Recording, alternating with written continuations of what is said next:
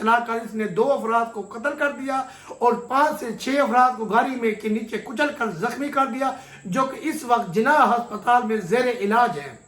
اس کا والد بہت ہی جدوجہد کر رہا ہے، بہت ہی کوشش کر رہا ہے کسی طرح اس کی بیٹی بچ بچا کر گھر واپس آ جائے، لیکن یہ سوشل میڈیا کی طاقت ہے، عوام کی طاقت ہے۔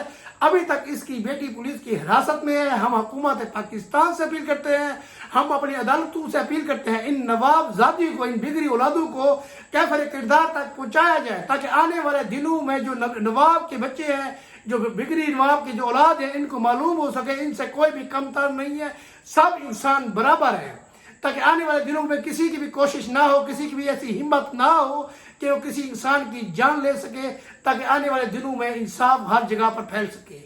جہاں بھی ہے خوش رہیے گا، کمنٹ سیکشن میں آج کی ویڈیو کے بارے میں ضرور رائے دیجیے گا۔ آج تک اتنا، ملتے ہیں نیکسٹ ویڈیو میں۔ اللہ حافظ۔